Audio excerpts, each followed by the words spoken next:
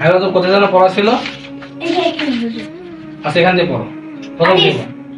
বা তা হুজুর এটা কি হলেন? কেন তুমি বাসায় পড়তে বসোনি? হুজুর আমি পড়তে বসছিলাম কিন্তু আব্বু পড়তে দিইনি। আব্বু বলেছে আলিফ বা তা চা জিম। বাবা হাইবুল্লাহ, তুমি কি করছো? হুজুর পড়া দিছিল তাই বলে পড়ছি।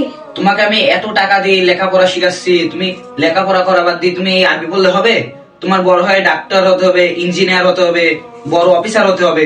তুমি এই আরবি পড়ার অনেক সময় পাবা। তুমি এখন বই আনি বই পড়ো, আর এই আরবি পড়া বন্ধ করো। যাও বই আনি বই বইলে বসো। আচ্ছা তুমি তোমার আব্বুকে একটু ডেকে নিয়ে আসো, বলো হুজুর তোমাকে ডাকছে, যাও।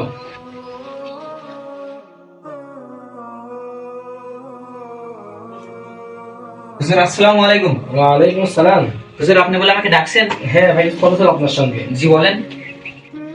ভাই হাই বললাম নাকি আগে বলতে বসছিল আর আপনি বই নিয়ে চলে গেছেন আর বলেছেন এখন স্কুলে পড়ো আরবি পড়ার অনেক সময় বাবা।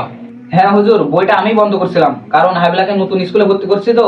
হাইবলা যদি এখন স্কুলের পড়াশোনা না করে তাহলে ওর বন্ধু বান্ধব ভর্তি নিয়ে মেলায় এগিয়ে যাবে, আর এই শহরে যদি লেখাপড়া যদি না করে তাহলে তো কোনো মূল্য নাই। এই জন্য বইটা আমি বন্ধ করছিলাম।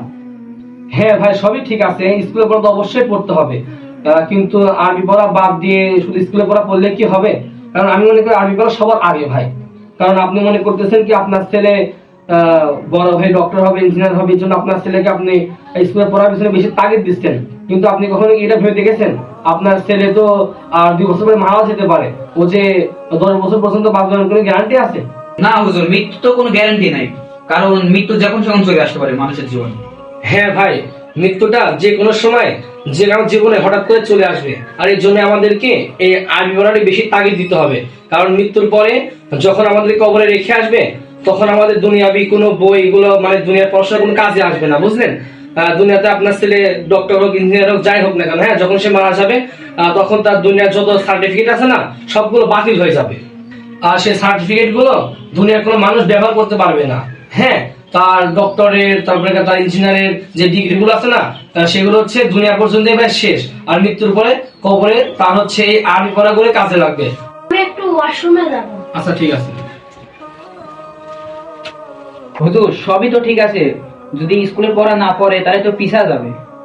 হ্যাঁ ভাই সবই ঠিক আছে, আপনি আপনার সন্তানকে তো অবশ্যই দুনিয়াবী শিক্ষা শিক্ষিত করবেন, কিন্তু আল্লাহর দিন থেকে ধরে রেখে কখনোই না। আপনি আপনার সন্তানকে অনেক ভালোবাসেন না, ঠিক আছে, কিন্তু যখন আপনার সন্তান মারা যাবে তখন আপনি তো তাকে আর ঘরের মধ্যে হচ্ছে শোপিস করে রেখে দিবেন না, তাই না? আপনার সন্তানকে আপনি ঠিকই সেই অন্ধকার মাটির ঘরে রেখে আসবেন, তখন তার মানে ওইখানে তার সঙ্গী কি হবে? দুনিয়াবী পড়াশোনা নাকি আল্লাহর কোরআন? অবশ্যই কোরআন। এজন্য ভাই যেহেতু কোরআন আপনার সন্তানের দুনিয়াতেও লাগবে আখিরাতেও লাগবে, এজন্য ভাই সবার আগে দ্বীনের শিক্ষা। আপনি দ্বীনের শিক্ষার পাশাপাশি তাকে দুনিয়াবী শিক্ষা শিক্ষিত করুন, কোনো সমস্যা নাই, কিন্তু আল্লাহর দিন থেকে তো ভাই ধরে রেখে তো আপনি হচ্ছে তাকে শুধু দুনিয়াবী শিক্ষা দিলে তো হবে না। এজন্য ভাই আগে দ্বীনের শিক্ষা দেন, দিবেন ইনশাআল্লাহ তাআলা এই দ্বীনের শিক্ষায় তাকে দুনিয়াবী শিক্ষা শিক্ষিত হতে অনেক সাহায্য করবে। ইনশাআল্লাহ হুজুর, আমি চেষ্টা করবো।